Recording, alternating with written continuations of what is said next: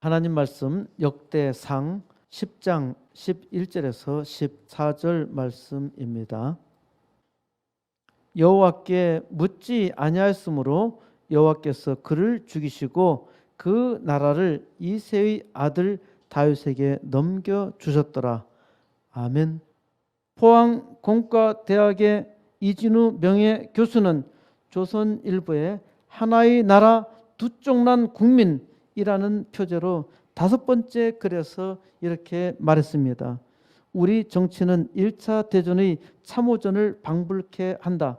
우리 정치인들은 왜 싸우는지 이유도 알지 못한 채 서로 총질을 해대는 병사들의 모습을 많이 닮았다. 영국군이 발포하면 독일군이 발포하고 양측은 똑같은 피해를 입었다. 독일군이 폭격으로 5명을 죽이면 영국군도 집중 사격으로 똑같이 독일군 5명을 죽였다. 진격할 의도가 없이 전선이 정체된 상황에서 남아있는 것은 tit-for-tat 전략이었다. 내가 나를 죽이면 나도 너를 죽인다는 부정적 복수의 전략은 사회를 두 진영으로 분열시킨다. 여러분은 이 말을 들으며 어떠한 생각이 드나요? 이진호 명예교수가 참 정확하게 우리 사회를 진단하고 있다고 생각하나요? tit for tat은 눈에는 눈, 이에는 이, 동해보복이지요. 이진우 명예교수는 이러한 복수의 전략은 느상티망, 이는 원한 감정을 초래한다고 말한 독일 철학자 니체를 끌어들여서 아주 맛깔나게 말합니다. 언제부터인지 우리 정치는 자신과 자신이 속한 진영만이 옳고 그 밖에 다른 사람들은 틀렸다는 독선주의의 길에 갇혀 있다고 말합니다. 이진우 교수는 또한 정치인들은 한결같이 적대적 전선을 강화하기 위한 선정적이고 선동적인 혐오 표현으로 경쟁한다고 했는데, 그러면은 이진우 교수의 정체는 무엇일까요? 1차 세계대전 중 아주 작은 예 하나로 침소봉대하여 말하고 있습니다. 그리고 1차 세계대전도 그것이 아닙니다. 그것은 아주 국소전에서 일어났던 것이고요. 결국 독일이 패배했죠. 2차 세계대전에서 미국이 왜 참전해서 싸웠을까요? 미국은 대서양 건너편에 멀리 있기 때문에 전쟁에 참여하지 않을 수도 있었어요. 미국이 전쟁에 참여해서 tit for tat를 했나요? 일본 제국이 미국을 침공하자 미국은 깜짝 놀랐습니다. 이역만리 멀리 떨어져 있는 일본이 자기 나라를 공격하는데 미국이 참을 수 없지요. 그래서 미국이 일본과 싸우는데 그 전쟁에서 점점 이기기는 했지만은 죽자 사자 자살을 감행하며 달려드는 일본과 싸우면서 일본 본토를 점령하려면은 적어도 미군 100만 명은 죽어야 한다고 생각했습니다. 100만 명이 죽어도 일본 본토 점령은 어려울 거라고 예상했어요. 세계 역사 가운데 이 일본 놈들처럼 지독하게 죽기로 작정하고 싸운 그러한 악당은 없었어요. 미국은 원자폭탄 2방을 히로시마와 나가사키에 떨어뜨렸고 일본은 항복하고 말았죠. 그 덕택에 우리나라가 해방되었어요. 일본이 원자폭탄을 맞지 않았다면은 우리나라 인구의 절반은 전쟁으로 희생되었을 겁니다. 남자들은 전쟁터에 다 끌려가서 총알바지가 되고 말았을 거예요. 우리가 일본으로부터 해방되자마자 김일성은 대한민국을 기습 침공했잖아요. 그런데 미군이 왜 이 나라에서 죽도록 싸웠나요? 침공할 당시 미군은 우리나라에서 완전히 철수했어요. 그런데 긴급 개입해서 싸웠단 말입니다. 공산당을 몰아내려고 이 먼 나라까지 와서 싸운 것이잖아요. 왜 사악한 악당들은 망하지 않는가요? 왜 착한 사람들은 고난을 당해야 하나요? 악당들은 아주 오래 살았어요. 히틀러가 56년 러시아의 공산당 혁명을 일으키면서 주변 나라를 공산화시킨 레닌이 53세, 스탈린이 74년, 모택동이 82년, 김일성도 82년, 등소평은 92년, 시진핑은 현재 69년, 푸틴은 현재 70년을 살았는데 이를 다 악당들이라는 것이 공통점 있죠. 악당이 행한 1년은 10년처럼 아주 길게 느껴집니다. 러시아 공산당이 1917년 러시아 혁명을 통해서 권력을 장악했으니까 세계가 공산당 때문에 고통을 받은 지 105년이 지났죠. 러시아가 주변을 공산화시켜서 만든 소련 연방공화국, 소비에트 연방공화국, 이를 소련이라고 줄여서 말하는데 1991년 해체되었지만은 이들이 다 품을 수 없어서 해체시키고 만 것이죠. 그런데 다시 러시아는 자기의 욕심을 내어서 자기 필요한 주변 국가를 침공해 왔습니다. 지금 러시아가 우크라이나를 침공하고 있죠. 지금도 러시아와 중공, 북조선 공산당의 공통점은 항상 침략 기회를 노리고 있다는 것이죠.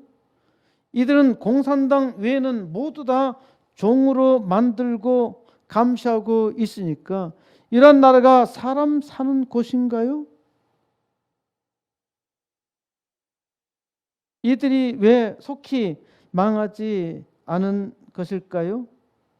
이들이 존재하는 이유는 사람이 악하다는 증거입니다. 모택동 한 사람만 나쁘면은 그럴 수도 있겠다 할 수 있죠. 그런데 수많은 사람들이 악하기 때문에 이 악당에게 종노릇하는 것입니다. 악당들이 망하지 않는 두 번째 이유는 시편 9편 19절 말씀에 있습니다. 여호와여 일어나사 인생으로 승리를 얻지 못하게 하시며 이방 나라들이 주 앞에서 심판을 받게 하소서. 하나님의 백성들이 하나님 앞에 악당들이 멸망하기를 구해야 하는데 구하지 않는다는 말입니다.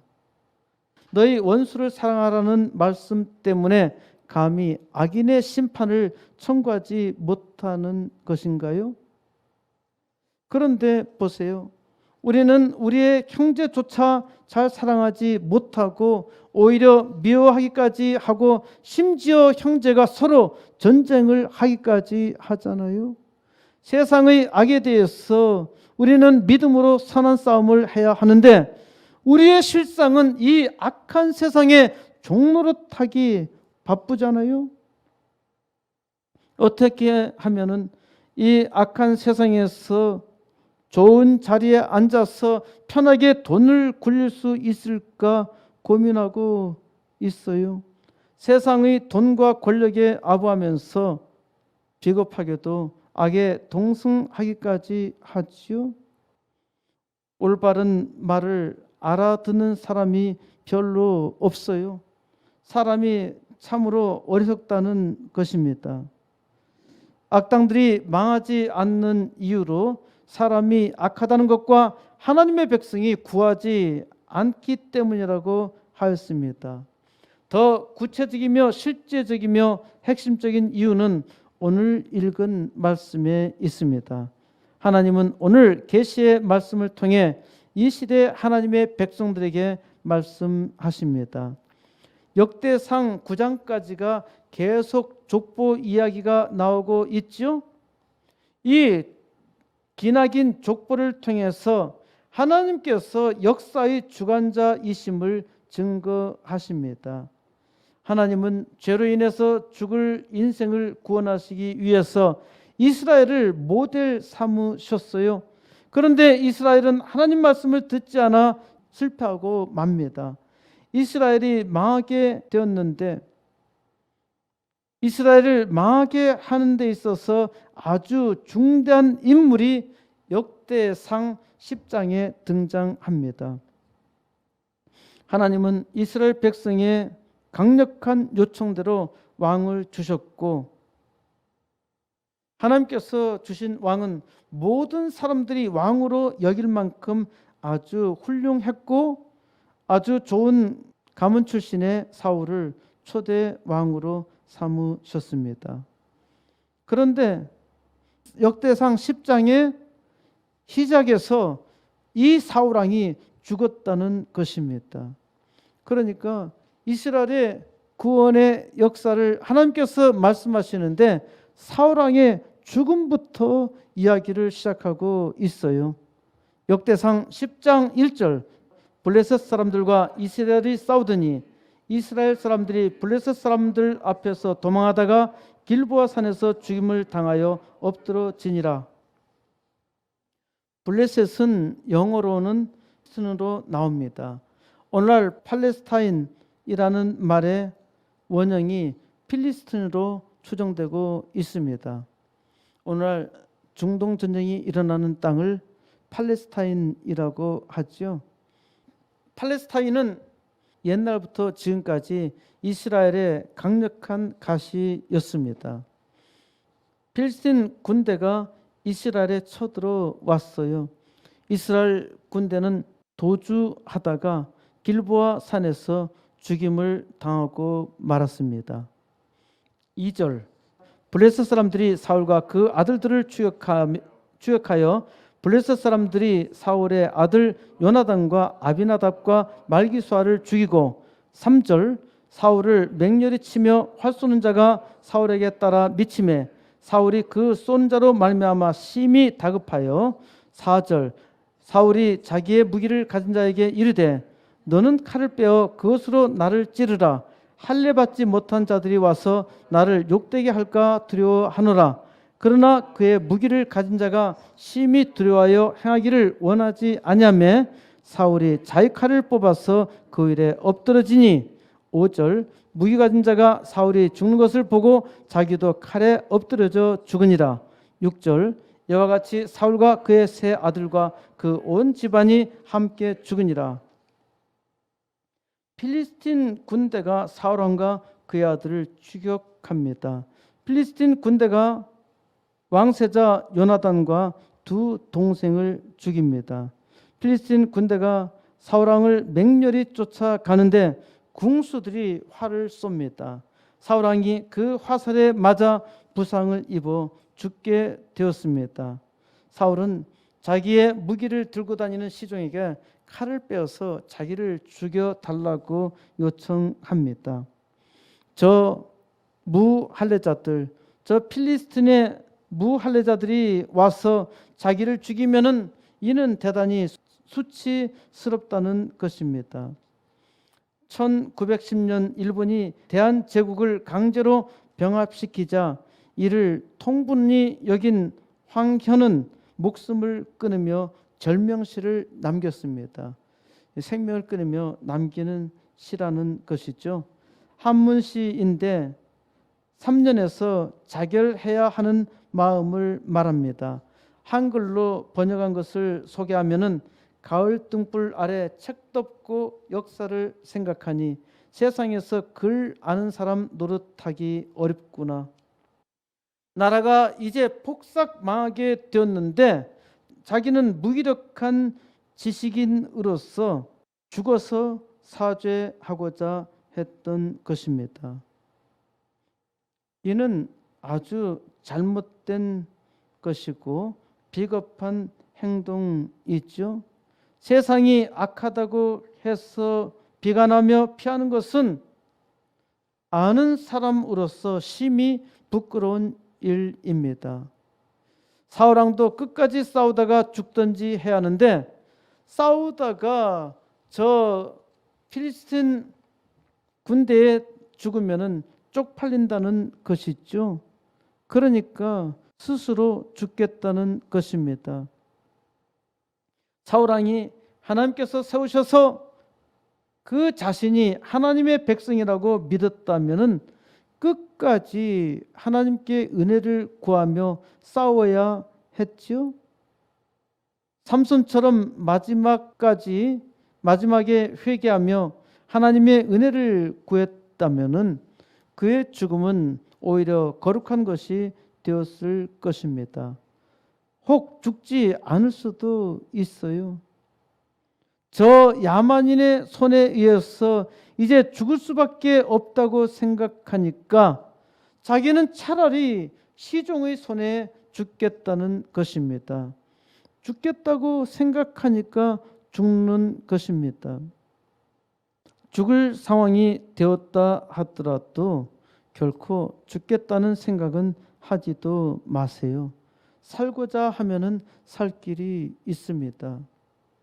사울 왕의 병기 시종은 차마 자기의 왕을 죽일 수 없다고 말하니까 사울 왕이 칼을 뽑아서 스스로 자결합니다. 병기 시종도 사울 왕이 죽는 것을 보자 따라서 자결했죠. 사울 왕과 그의 세 아들과 온 집안이 함께 죽었다는 것인데 이제 사울 왕의 시대는 막을 내립니다. 물론 나중에 사울 왕의 넷째 이스보셋이 아브넬 장군의 추대를 받아서 7년 동안 이스라엘의 왕이 되기는 합니다. 사울 왕가의 운명은 여기서 끝난 것이고 그의 힘을 얻어서 넷째 왕제를 왕으로 세우지만은 이는 잔향이 남아 있었을 뿐입니다. 7절 골짜기에 있는 모든 이스라엘 사람이 그들의 도망한 곳과 사울과 그의 아들들이 다 죽은 것을 보고 그 성읍들을 버리고 도망하며 블레셋 사람들이 와서 거기에 거주하니라. 이스라엘 백성은 자기 군대가 다 도망하고 이스라엘의 왕 사울도 죽고 그의 세 왕자도 다 죽은 것을 보자 이제 성읍을 포기하고 도주합니다. 필리스틴 사람들이 그 땅에 들어와 살게 되었지요. 8절 이튿날에 블레셋 사람들이 와서 죽임을 당한 자의 옷을 벗기다가 사울과 그의 아들들이 길보아 산에 엎드러졌음을 보고 9절 곧 사울의 옷을 벗기고 그의 머리와 갑옷을 가져다가 사람을 블레셋 땅 사방에 보내 모든 이방 신전과 그 백성에게 소식을 전하고 10절 사울의 갑옷을 그들의 신전에 두고 그의 머리를 다곤의 신전에 단지라. 다음 날 필리스틴 사람들이 와서 죽은 자들의 옷을 벗기다가 사울 왕과 그의 세 왕자의 죽음을 봅니다. 필리스틴 사람들은 사울 왕이 죽었음을 온 사방에 선포하고 왕의 갑옷은 자기 우상 섬기는 신전에 두고 왕의 머리는 다곤 우상 신전에 둡니다. 사울 왕은 죽어서 수치가 되었잖아요. 사울 왕은 살아서도 왕 노릇 제대로 하지 못했고 죽어서도 그 수치를 드러내고 있습니다. 사울 왕이 살아서 왕 노릇을 제대로 했다면은 이런 수치는 절대 없었을 것이죠. 사울 왕이 왕 노릇을 못하니까 죽어도 기망신 당하는 것입니다. 그러니까 살아 있을 때 잘 하세요. 11절 길앗 야베스 모든 사람이 블레셋 사람들이 사울에게 행한 모든 일을 듣고 12절 용사들이 다 일어나서 사울의 시체와 그의 아들들의 시체를 거두어 야베스로 가져다가 그곳 상수리 나무 아래에 그 해골을 장사하고 7일간 금식하였더라. 야베스에 사는 모든 길앗 사람들이 필리스틴 사람들이 자기 왕 사울에게 어떻게 행하였는지 다 들었습니다. 길앗 용사들이 다 일어나서 사울의 시체와 그의 아들들의 시체를 수습하여서 야베스로 가져왔습니다. 야베스의 상수리 나무 아래 그 뼈를 장사하고 7일간 금식했습니다. 길르앗 사람들이 참 잘했죠. 사울왕이 죽은 후에도 계속 이방의 우상 신전에서 수치를 당하도록 놔두지 않고 용사들이 다시 그 시체를 탈취해 와서 장례를 치렀던 것입니다. 죽은 후에 몸은 티끌로 돌아갈 티끌에 불과하지만은 그 시체로 수치스럽게 하는 악을 그대로 두고 볼 수는 없었던 것입니다. 미국은 한국 전쟁이 끝난 지 70년이 지났지만은 아직도 이 땅에서 자기들의 전사 사망자의 유해를 발굴하고 있고, 유해를 발굴하면은 최대의 예를 갖추어서 자기 땅으로 모셔갑니다. 이미 흙으로 돌아갔지만은 그 전사자의 명예를 상징적으로 존중해 주는 것입니다. 이것이 미군의 자존심 있죠. 사울왕은 죽어서도 영영 수치로 남을 뻔했지만은 길르앗 사람들의 용맹이 그의 명예를 회복시켜 준 것입니다. 뜻이 있는 사람들 때문에 뜻이 있는 일을 하는 것이죠. 13절 사울이 죽은 것은 여호와께 범죄하였기 때문이라. 그가 여호와의 말씀을 지키지 아니하고 또 신접한 자에게 가르치기를 청하고. 사울왕이 죽은 이유, 사울왕이 죽어야 할 이유가 여기에 나옵니다. 여호와 하나님께 범죄하였기 때문이라고 하지요. 하나님이 선택한 백성이 죽어야 할 이유는 단 한 가지입니다. 여호와 하나님께 범죄하였기 때문에, 여호와 하나님께 범죄했기 때문에 이스라엘 백성은 죽어야 했습니다. 오늘 하나님의 백성이 죽어야 할 이유도 하나님께 범죄하였기 때문입니다. 세상이 악하기 때문에 하나님의 백성이 죽는 것이 아니라 하나님의 백성이 하나님의 말씀에 의지하여 살지 않기 때문에, 하나님께 범죄하였기 때문에 망하게 되는 것이죠. 그렇기 때문에 하나님의 백성이 이 땅에서 살고자 한다면은 하나님의 말씀에 따라야 합니다. 사울왕의 범죄 목록입니다. 그 첫 번째는 여호와의 말씀을 지키지 아니하였다는 것입니다. 하나님의 백성의 근본은 말씀에 순종하는 것이죠. 하지만 사울 왕은 하나님의 말씀에 순종하지 않았습니다. 말씀에 순종하지 않는 것이 죽어야 할 첫 번째 이유입니다. 왜 사울 왕이 하나님 말씀에 순종하지 않았나요? 사울 왕은 필리스틴 군대가 3만의 전차와 6천의 마병과 해변의 모래와 같이 수많은 백성이 몰려오자 다급해하며 사무엘 선자를 기다렸습니다. 그런데 사무엘 선자는 오지 않고 자기 백성들은 흩어지게 되자 급급하여 사울왕 자신이 제사를 드립니다. 그때 사무엘 선자가 왔습니다. 사무엘 선자는 왕에게 왜 왕이 하지 말아야 할 제사를 드렸느냐고 추궁합니다. 그때 사울왕은 당신이 늦게 와서 부득이하여 번제를 드렸나이다 라고 대답합니다. 부득이해서 번제를 드렸다는 것이에요. 사무엘 선자가 자기가 늦게 왔기 때문에 그 사정을 충분히 이해할 만도 하지요. 그런데 사무엘 선자는 왕이 망령되이 행하였도다.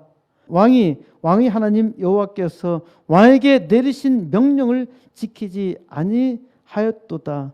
그리하였더라면은 여호와께서 이스라엘 위에 왕의 나라를 영원히 세우셨을 것이거늘.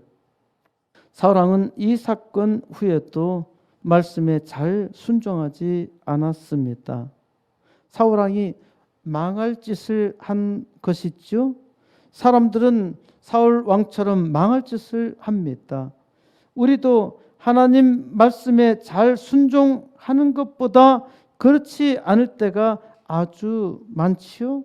때로는 아주 부득이하게 말씀대로 하지 못할 때도 있습니다. 그런데 실상은 우리가 우리의 삶에서 말씀대로 하는 일이 별로 없어요.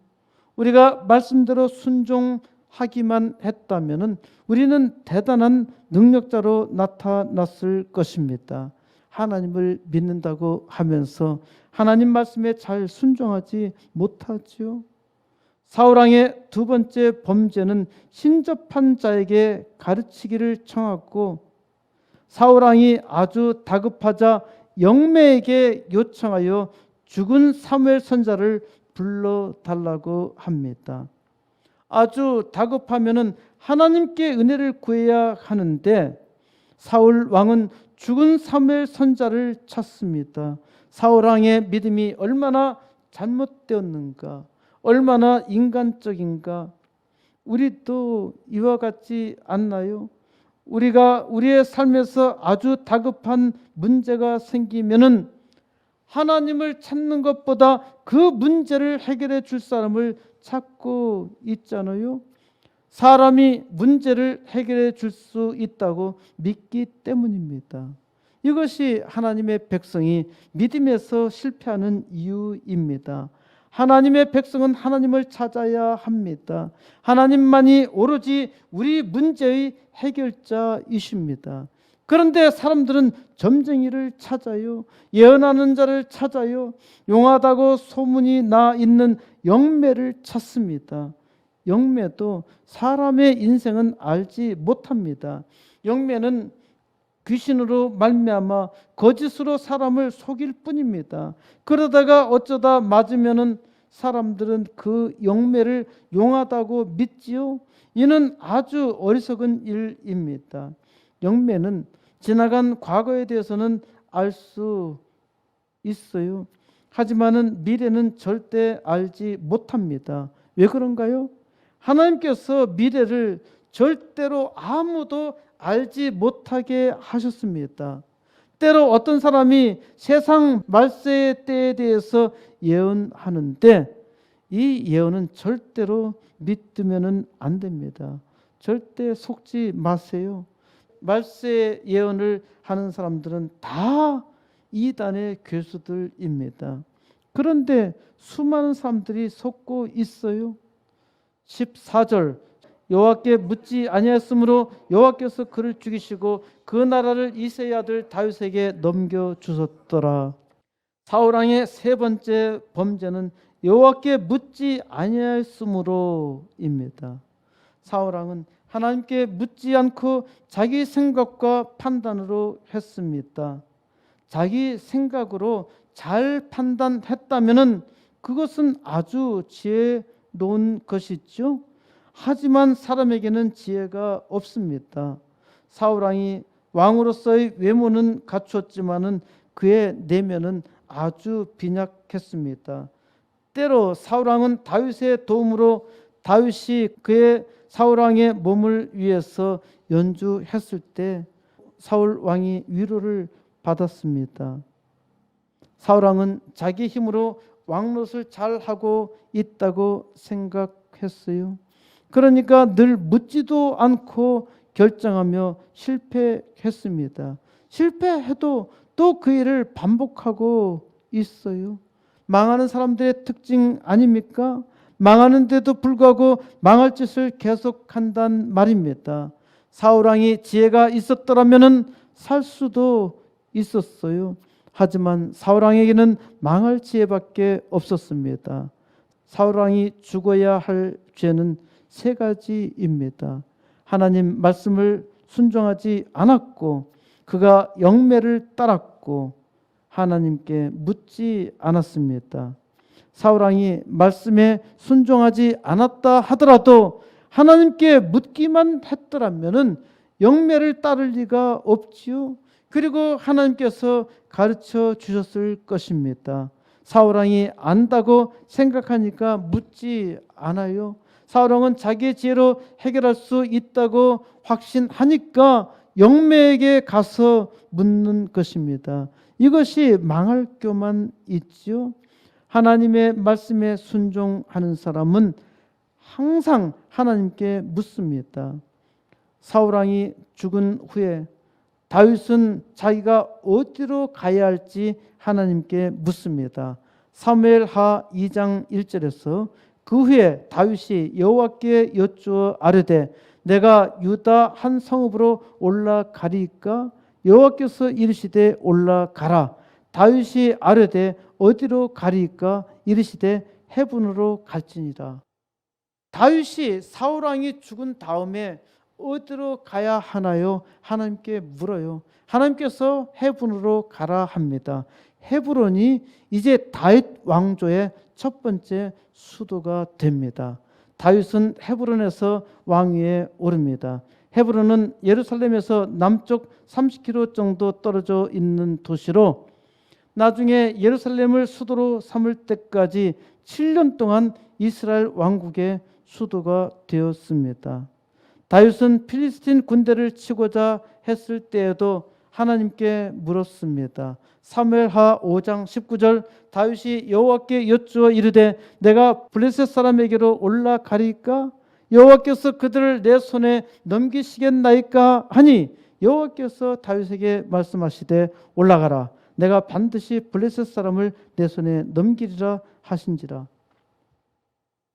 다윗은 전쟁을 할 때에 하나님께 물었어요. 마찬가지로 하나님의 백성은 하나님께 물어야 합니다. 하나님의 말씀에 잘 순종한다고 하면서 하나님께 잘 묻지는 않아요. 자기의 지혜로 해결하려고 하지요. 하나님의 백성이 하나님의 말씀에 잘 순종한다고 하면은 반드시 물어야 합니다. 하나님께 물을 때 하나님께서는 응답하십니다. 여호와께 묻지 아니하였으므로 사울왕이 여호와께 묻지 아니하였으므로 망했다는 것입니다. 하나님께서 사울왕이 실패하도록 선택하신 것인가요? 전혀 아닙니다. 사울왕이 실패를 선택했어요. 사울왕이 하나님께 묻고자 하기만 했다면은 사울왕은 실패하지 않았을 것입니다.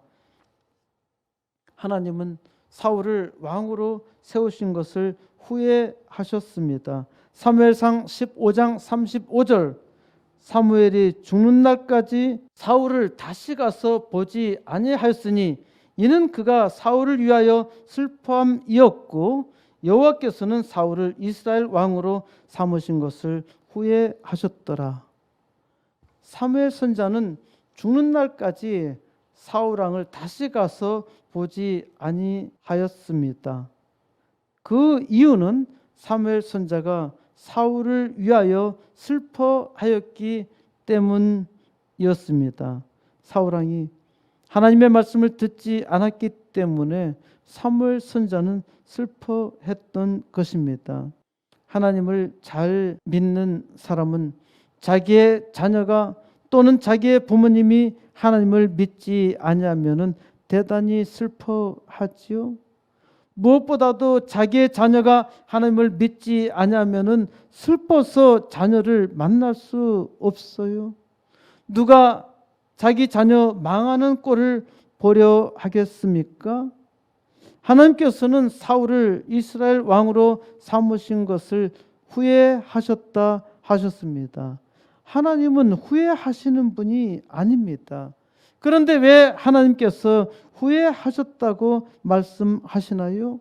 사무엘상 15장 11절에서 내가 사울을 왕으로 세운 것을 후회하노니 그가 돌이켜서 나를 따르지 아니하며 내 명령을 행하지 아니하였음이니라 하신지라. 사무엘이 근심하여 온 밤을 여호와께 부르짖으니라. 하나님께서 사울을 왕으로 세우신 것을 후회하시는 까닭은 사울 왕이 변하여 하나님을 따르지 아니하며 하나님 말씀에 순종하지 않았기 때문입니다. 하나님께서 세워 주셨으면은 더 잘해야 하는데 왕이 되자 아주 기고만장했습니다. 사울왕의 이 행태를 바라보면서 사무엘 선지자는 근심해서 온 밤을 지새워서 여호와 하나님께 부르짖으며 기도했어요. 하나님의 선지자가 기도하는 때에도 사울왕이 돌이키지 않았습니다. 이는 하나님께서 사울왕에게 은혜를 베풀어 주셔도 사울왕이 거부했다는 것이죠. 때로 하나님께서는 다윗을 통해서 은혜를 베풀어 주셨는데 사울왕은 이것을 무시하고 오히려 다윗을 죽이려고 했잖아요. 오늘을 살아가는 우리도 이와 다르지 않습니다. 하나님께서 대통령으로 세워주셨는데 하나님의 말씀에 순종하지도 않았고 하나님께 묻지도 않는 것입니다. 그러니까 망하는 것이죠. 망하는 사람은 자기가 망해도 그 이유를 알지 못합니다. 하나님께서 우리를 선택하셔서 구원하시고 복을 주셨어요. 우리가 자그마한 복을 받으니까 그 복으로 하나님께 감사하며 그 말씀에 의지하여 살아야 하는데 그러하지 못해요. 많은 기독교인들이 교만하여 세상 사람들처럼 살기 때문에 세상 사람들도 조롱하며 비난하는 것입니다. 하나님은 사울 왕과 같은 우리를 후회하십니다. 하나님께서 은혜 주시면 말씀을 잘 들을 줄 알았는데 말씀을 잘 듣지 않는 거예요. 그런데도 하나님은 사울왕처럼 우리를 죽이실 수 없잖아요. 왜? 하나님께서 자기 아들 예수 그리스도로 말미암아 죽기까지 우리를 사랑하셨는데 우리를 또 죽이실 수는 없는 거예요. 그러니까 하나님은 사랑이시기 때문에 그럼에도 불구하고 은혜를 주십니다. 하나님은 후에 막급하여도 은혜를 베풀어 주실 수밖에 없어요. 그러면은 하나님의 백성들이 겸손하게 하나님 말씀에 따라서 살아야 하지요. 그런데 교만해 서로 싸우기까지 해 어떻게 하나님의 영광을 나타낼 수 있나요? 여호와께 묻지 아니하였으므로 우리도 여호와께 묻지 아니하였으므로 망합니다. 이 시대에 하나님의 백성이 하나님께 묻지 않았기 때문에 세상 악이 범람하고 있는 것입니다. 하나님의 은혜를 조금 받은 것으로 우리는 사울 왕처럼 자기의 지혜로 살아가고 있어요. 악당들은 자기의 악한 꾀로 세상을 악하게 만들고 사람들을 희롱하고 있는데 하나님의 백성은 이러한 악에 대해서 아무것도 하지 않지요. 오히려 악당들의 빌부터 살고자 하지요. 하나님께 묻지도 않고 구하지도 않잖아요. 그러니까 세상이 요지경인 것입니다. 하나님께 물어야 합니다. 하나님, 이 시대에 이 악한 시대에 부흥의 역사를 감당하게 해 주세요. 하나님 코스모스 교회 부흥의 소망을 주셨음 감사드립니다. 하나님이여 먼저 80개 개척교회와 2개 학교 세우는 비전을 주시고 믿음으로 하나님께 구하게 해 주셔서 감사드립니다. 하나님 지금 상당히 어렵네요. 어떻게 해야 할까요? 하나님께서 무엇을 말씀하십니까? 믿고 기도하라 하십니다. 더욱더 믿음으로 구하게 하시는데 우리는 기도할 수 있음에 더욱더 감사해야 하지요. 하나님 우선 500억 주세요. 500억을 주실 줄 믿습니다. 80개 개척교회와 2개 학교 세우는 일을 위해서 최소한 500억이 필요합니다. 하나님께서 주실 줄 믿고 기도합니다. 하나님은 믿으라 하시죠. 하나님께서 약속하셨어요. 저는 하나님의 약속을 믿고 기도합니다. 이제 믿음의 역사를 함께 이루어야 하지 않나요? 바로 이 일을 위해서 우리가 이 세상에 살고 있는 것입니다. 하나님의 은혜를 받은 우리가 이 일을 감당하지 않으려면 누가 할 수 있을까요? 세상은 그대로 멸망을 향해서 갈 수밖에 없잖아요. 하나님께서 이 시대에 나를 선택하셨음을 믿어야 합니다. 이제 하나님께서 선택한 종들로 인하여 이 땅에 부흥의 역사 속히 이루어 하나님의 영광 온 우주에 나타내시기를 우리 주 예수 그리스도의 이름으로 간절히 축원드립니다.